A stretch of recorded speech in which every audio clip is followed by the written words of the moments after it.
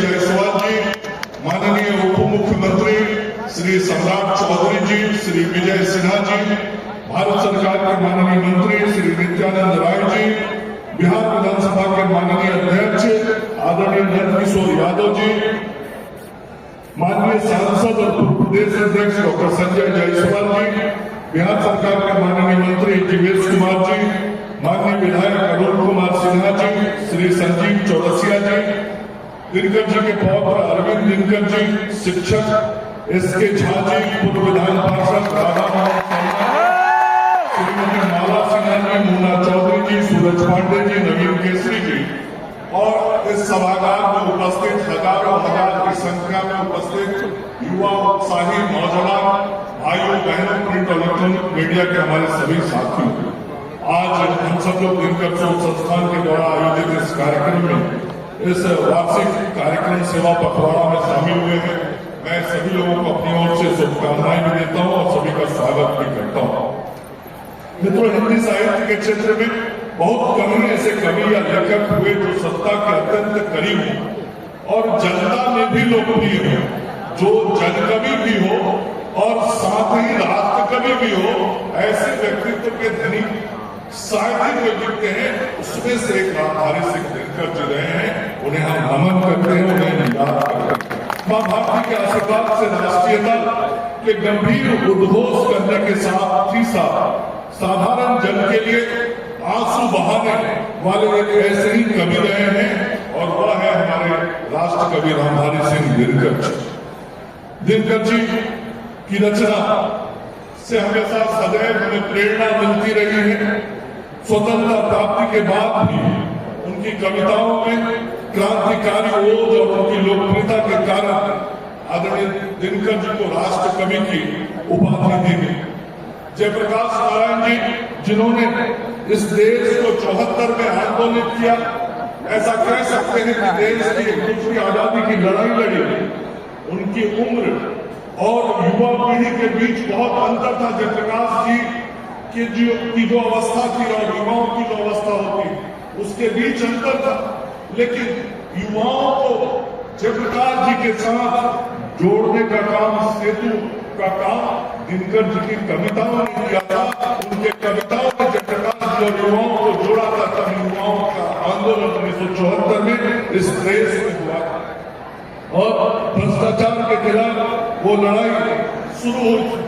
दिनकर जी की वो कविता सिंहासन खाली करो कि जनता आती है का उद्घोष तत्कालीन सरकार के खिलाफ विद्रोह का शंखनाद था, जो बाद में सिंहासन खाली करो कि जनता आ रही है, ये संपूर्ण देशवासियों की सामूहिक शब्दावली बन गई।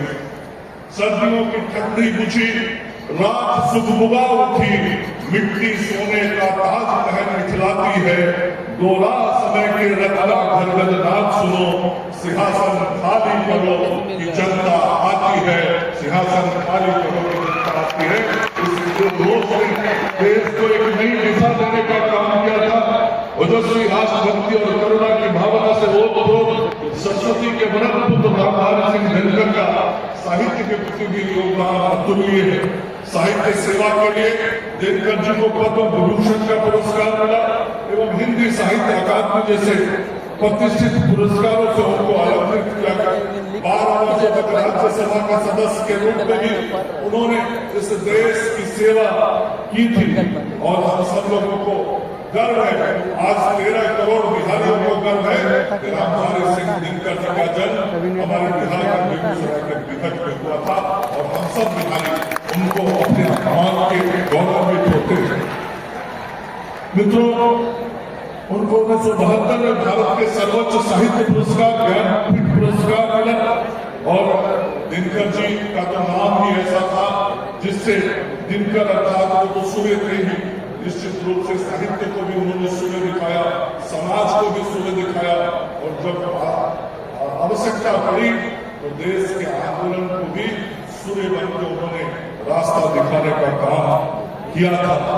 राष्ट्र कवि और दिनकर जी की कई कविताएं हैं जो हमेशा हमें प्रेरणा देती हैं। खास करके सैनिकों के लिए भी उनकी कुछ कविताएं बहुत हम सब लोगों को प्रेरित करती हैं। जला अस्थियां बारी बारी छिटकाई जिनने चिंगारी, जो चढ़ गए पुण्य वेदी पर, लिए बिना गर्दन का मोल, कलम आज उनकी जय बोल जय बोल जय बोल। ये सेना के सैनिकों को प्रेरणा देने का काम है। मित्रों, एक बात है, जवाहरलाल नेहरू जी एक कवि सम्मेलन में दिल्ली गए थे और उस कवि सम्मेलन में भाग लेने के लिए जब वो जा रहे थे तो चलते हुए सीढ़ियों पर वो लड़खड़ा गए और जब वो लड़खड़ाए थे तो उस समय दिनकर जी ने उनके हाथ को पकड़ा था और पकड़ के उन्हें संभाला था। नेहरू जी ने उन्हें धन्यवाद कहा था, तो इस पर दिनकर जी ने नेहरू जी को कहा था कि नेहरू जी, जब जब सत्ता लड़खड़ाती है तो सदैव साहित्य ही उसे संभालती है। और निश्चित रूप से आज वो सत्य दिखाई पड़ता है हम सब लोग को। और आप आज हजारों की संख्या में जो यहाँ युवा बैठे हैं, आप ही युवा देश के वर्तमान हैं। आप वो भूत और भविष्य के बीच के सेतु में जो इस विकसित भारत के नींव को रखने का काम करेगा, जो देश के आदरणीय प्रधानमंत्री नरेंद्र मोदी जी का सपना है 2047 तक इस देश को विकसित बनाने का, उसके नींव आप युवा है जो यहाँ बैठे हुए हैं। और मैं युवाओं के लिए कहना चाहता हूँ, सच है विपत्ति जब आती है कायल को ही बहलाती है, सुरमा नहीं विचलित होते, क्षण एक नहीं धीरज होते। युवाओं को आज धीरज रखना है और देश को आगे बढ़ाने का संकल्प दिनकर जी के जयंती के अवसर पर हम सब लोगों को लेना है। यही कहता हुआ मैं अपनी वाणी को विराम देता हूँ। हम सब लोग अपने साथ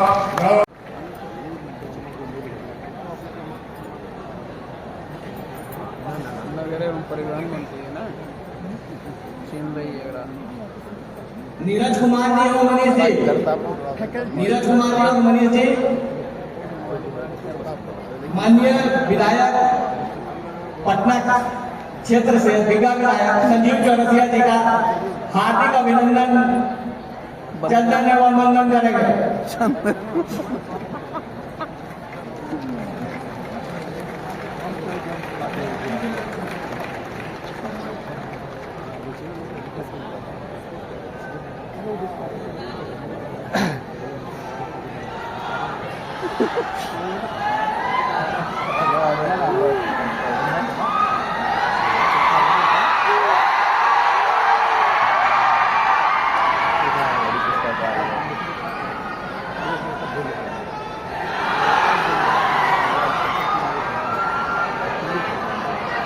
जितेंद्र जी से आग्रह है, जितेंद्र जी से आग्रह है कि वो माननीय सांसद श्री संजय जायसवाल जी का स्वागत एवं अभिनंदन करेंगे। आदरणीय जितेंद्र जी।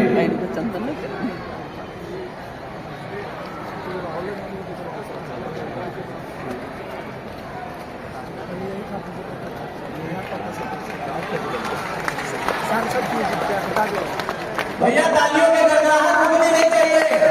हमारा सांसद है, हमारा आवाज जो संसद में बुलंद करते हैं।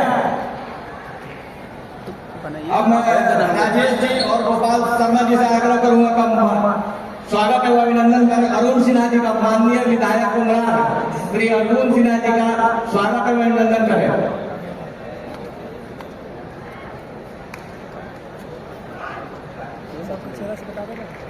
मुकेश कुमार जी और विकास जी, मुकेश जी और विकास जी, माननीय अरविंद दिनकर जी जो श्री रामधारी सिंह दिनकर जी के पौत्र हैं, उनका हार्दिक अभिनंदन स्वागत।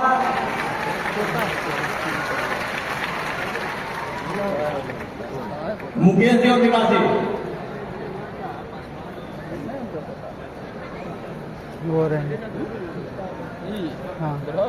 अरविंद दिनकर जी का।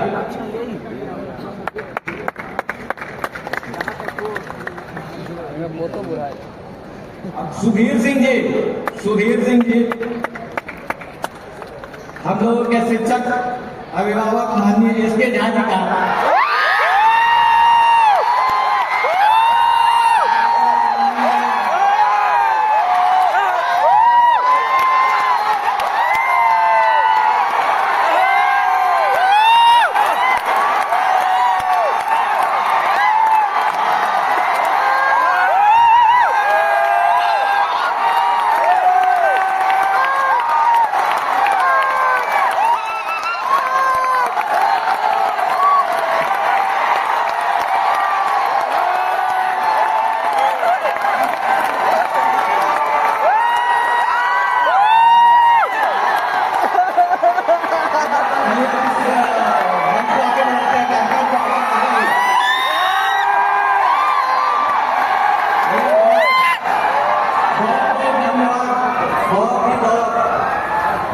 आपकी इतनी उत्सुकता भरी हुई है, इसके लिए बहुत बहुत धन्यवाद।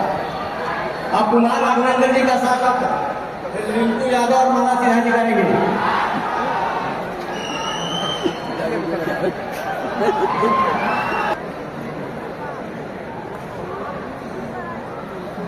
करना सही हो जाएगा। सुनील सिंह अग्रवाल वाला केस के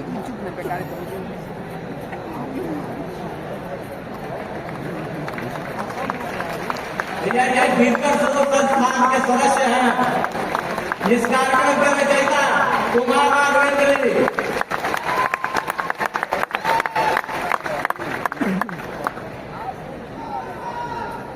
अब मैं कुमार राघवेंद्र जी को मंच में आमंत्रित करता हूं कि वो अपने संस्थान के बारे में हमारे इस कार्यक्रम पे प्रकाश डालेंगे। आदरणीय कुमार राघवेंद्र जी।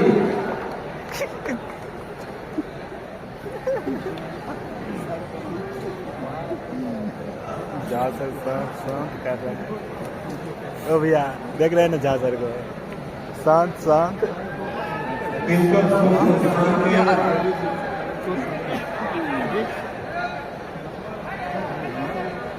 दिनकर संस्थान के इस 5वें संस्करण पर हम आपका